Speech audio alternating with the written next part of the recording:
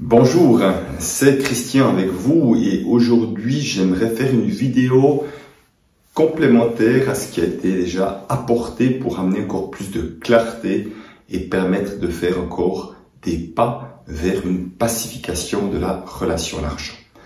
Alors, j'ai expliqué ce qu'étaient les trois mouvements, le mouvement écureuil, attirer l'argent, le garder en général, le mouvement repousseur et le mouvement des montagnes russes avec des hauts et des bas. On attire l'argent et l'argent fout le camp.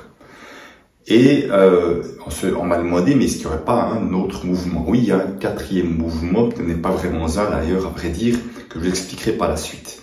Mais j'aimerais d'abord revenir sur les trois mouvements, parce que prendre conscience du fonctionnement, c'est bien, pouvoir changer, c'est mieux. J'aimerais vous donner des pistes de changement complémentaires à ce que vous avez déjà entendu. Quand on est dans le mouvement écureuil, vous l'avez compris, c'est que nous avons une ou plusieurs projections uniquement positives sur l'argent.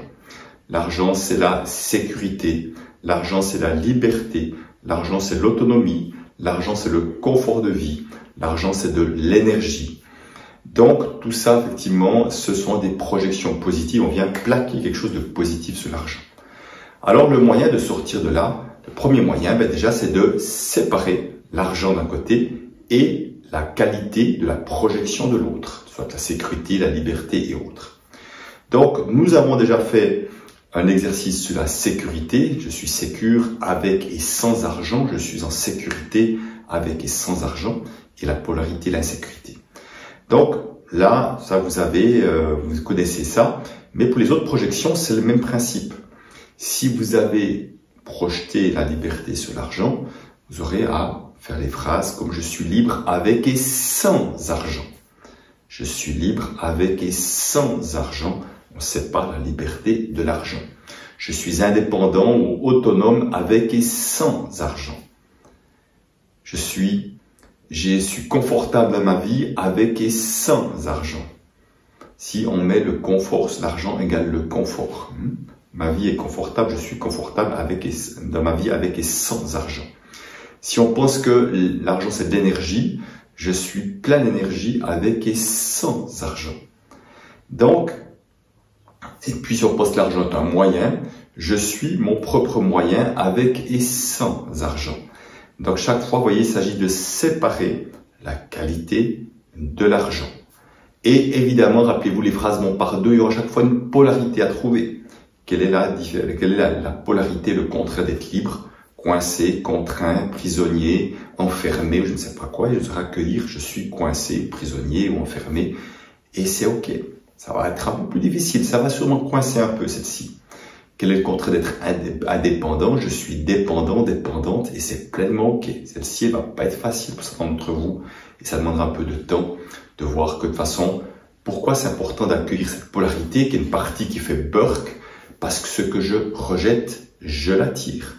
Je ne veux pas être dépendant et j'attire des situations où je me trouve dépendant. Alors qu'il y a tellement de situations où nous sommes dépendants et ça pose aucun problème. Si je prends le train ou l'avion, je suis complètement dépendant d'un pilote de train, de ceux qui s'occupent des aiguillages.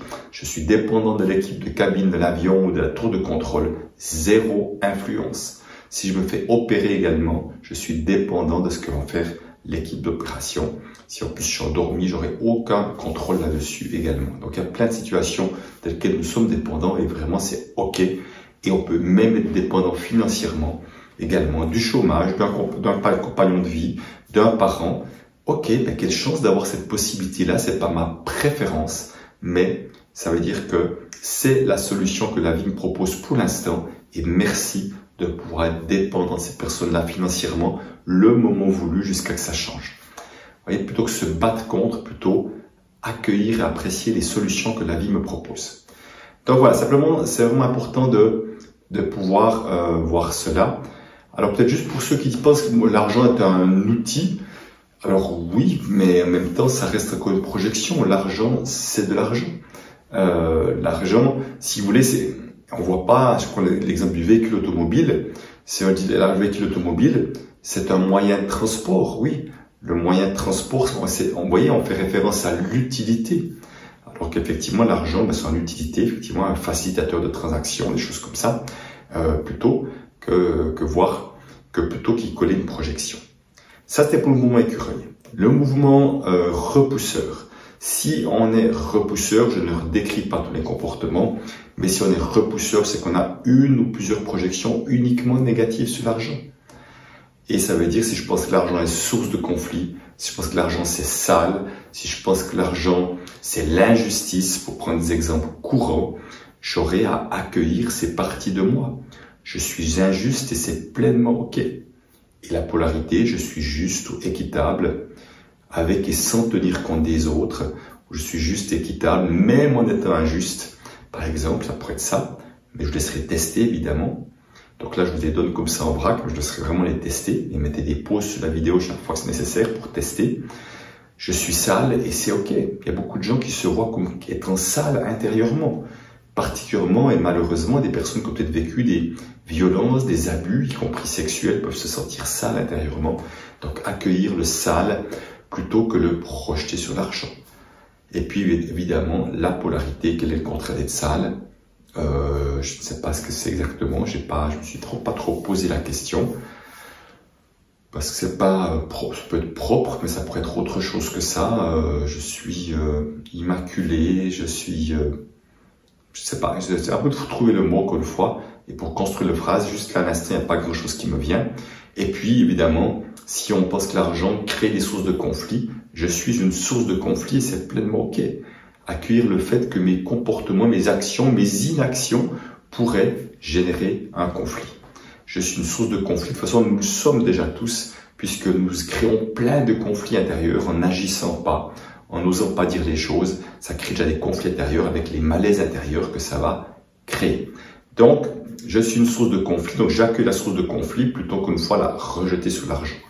Donc tout ça pour permettre de voir l'argent pour ce à quoi il sert et comme une invention bien utile plutôt que d'y plaquer des choses dessus que n'est pas l'argent. Rappelez-vous que l'argent est prêt à être votre ami, mais c'est vous qui faites ce choix-là. L'argent, il est neutre, il va en faire ce que vous voulez. Donc si vous ne le voulez pas, eh bien, il ne va pas venir à vous. Si au contraire vous êtes accueillant avec, eh bien, il y a beaucoup plus de chances qu'il vienne à vous. Donc, vous voyez, à un moment donné, donc ces projections négatives, donc si je pense que l'argent c'est la source du mal, ben ok, je suis la source du mal et c'est ok. Donc, vous voyez, à un moment donné, ce ne sont que des parties de soi, parmi d'autres. Et surtout, rappelez-vous qu'en accueillant ces parties de soi, je cesse d'avoir peur qu'on puisse penser de moi que je suis injuste, que je suis voleur, que je suis ci ou ça, source de mal, parce que je les ai accueillis en moi. Je sais que je suis tout ça et tellement plus que ça. C'est important de se souvenir, je suis tout ça et tellement plus que ça. Y compris un être d'amour, y compris quelqu'un qui est digne d'amour et indigne d'amour. Ce sont encore que deux facettes de la même pièce. Alors pour le montagne russe, finalement c'est quoi? C'est juste d'accueillir la partie positive avec et sans et la partie négative que je rejetais. C'est juste qu'il y aura deux polarités, deux projections à trouver, puisque le montagne russe a une projection positive et une projection négative. Donc ça demandera, c'est important d'aller au-delà de ce que pense la tête, parce que c'est pas au niveau de la tête ça se passe, c'est à un autre niveau que ça se passe. Et parfois, certains vont voir, si vraiment vous vous autorisez à ressentir tout ça, vous allez dire, ah bah oui, l'argent c'est de la merde. Ok, on va accueillir la merde en soi, en quelque sorte.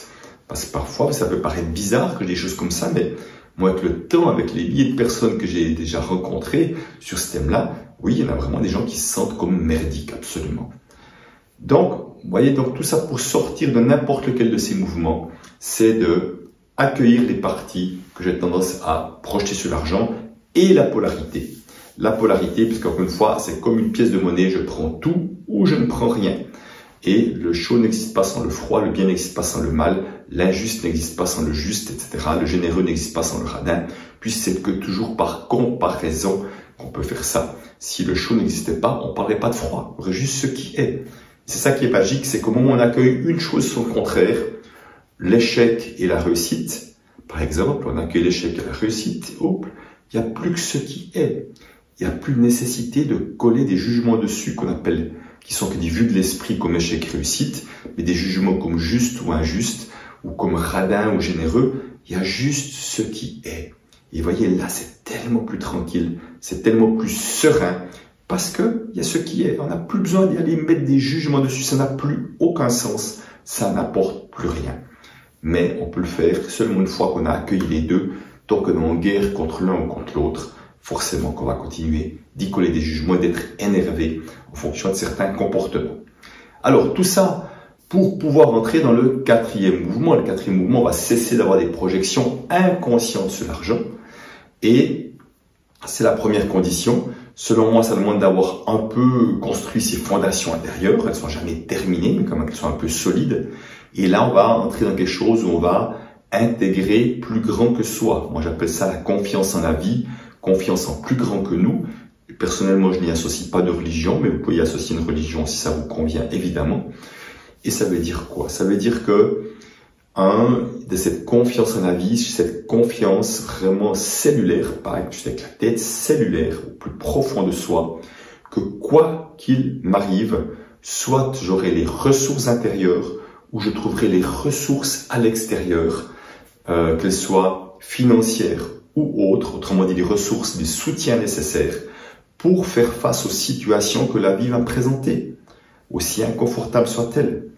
Et parfois, il y a des personnes qui ont vécu des situations dramatiques et pourtant qui sont plein de ressources intérieurement, qui vont les déployer d'une manière juste incroyable. C'est comme si ça avait appelé à aller chercher au plus profond d'eux ces ressources, cette force pour faire face à ça, et vont ressortir grandis d'événements dramatiques qui sont évidemment pas faciles à vivre, mais en même temps où le après, une fois tout ça un peu plus accueilli, sera bien plus grand. Donc, c'est vraiment cette confiance que quoi qu'il m'arrive, il y aura ou les ressources intérieures, où je trouverai les ressources, les bonnes personnes, les bons contacts, le moment voulu pour faire face à la situation qui se présente. À partir de là, il y a quelque chose qui est plus tranquille à l'intérieur. Tant que je pense que je dois me débrouiller seul, c'est inévitablement anxiogène et je ne suis pas du tout dans cette confiance à la vie. Je suis dans je dois faire tout seul et ça crée du stress. Donc, ça demande d'aller travailler les croyances qui m'empêchent de faire confiance aux autres, évidemment. Donc, tout ça pour vous dire que dans ce mouvement-là, on n'est plus en train de penser anxieusement au futur, planifier plein de choses. Donc, je ne suis pas en train de dire que planifier n'est pas bien, à partir d'un endroit de tranquillité, pas de faire des choses pour se rassurer. Pas cette confiance en la vie fait qu'on peut se focaliser sur l'instant présent et on va pas se préoccuper du futur qui n'arrivera, qui sera qu'un instant présent supplémentaire et plus tard, et qui fait que en me focalisant sur le présent, je vais faire ce qui est juste pour moi. Et l'argent va devenir une conséquence. Ça veut dire quoi? Ça veut dire que il y a peut-être des périodes où j'ai la chance, comme là maintenant je fais cette vidéo, là je sais pas si la chance existe évidemment, d'avoir un certain succès qui fait que je génère plus d'argent que mes besoins actuels, ce qui fait que j'ai des économies ou j'économise, mais qui n'est que la conséquence de tout ça. Et à un moment donné, je peux avoir un super projet, je vais utiliser toutes mes économies, je vais peut-être même prendre des dettes, parce que ce projet a demandé certains moyens financiers, et même avec des dettes sans plus aucune économie, je serai toujours aussi tranquille intérieurement que quand j'ai des économies. Vous voyez, mon état intérieur ne dépend plus de ma situation financière, parce que je sais qu'il y a des ressources intérieures, je sais qu'il y a des ressources à l'extérieur, j'ai une confiance en la vie.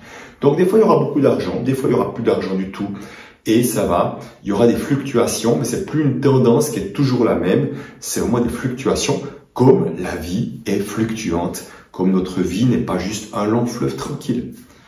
Donc là, c'est ce quatrième mouvement, il y a plein de personnes qui disent « Ouais, c'est dingue, c'est vrai, dès qu'il me manque quelque chose, dès que j'ai des moments compliqués, il y a une rentrée d'argent surprenante, ce soit parfois même, ça peut être un héritage inattendu, une donation. Enfin, l'argent arrive de toutes sortes de manières sans que je m'y attendais. » Donc les personnes disent « Oui, je connais bien ça. » Et c'est vrai que c'est super. Simplement, mon point de vigilance, c'est qu'une partie des personnes qui connaissent ça, et vraiment c'est super, je tiens à dire, s'il y a toujours ce qu'il faut, c'est parfait.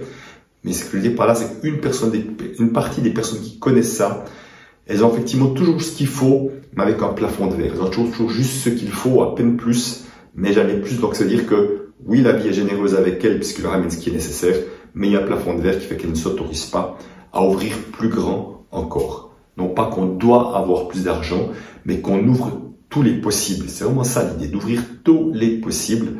Et les possibles, c'est tous les possibles. Ça ne veut pas dire que, évidemment, tout arrive jamais en même temps, hein, mais que si il y a du succès, il y aura beaucoup d'argent. À un moment donné, il y aura beaucoup d'autres choses qui vont arriver. Voilà, c'est ce que j'ai envie de vous amener en complément de ce que vous avez déjà entendu de ma part, de notre part. J'espère que pour vous, ça va vous soutenir en tous les cas. Merci en tout cas de votre fidélité, merci également de votre confiance et j'espère que vous aurez trouvé des pistes de la valeur. Tout ça, c'est un complément de ce que vous trouvez dans mon livre « Ce que l'argent dit de vous ». On explique bien également ce processus, des phrases d'enfin l'idée de soi-même également. Autre livre qui ouvre sur les projections, les ombres et les effets miroirs sur d'autres thèmes que l'argent. Voilà, je vous dis à bientôt pour un contact et l'autre et je vous souhaite le meilleur. Ciao.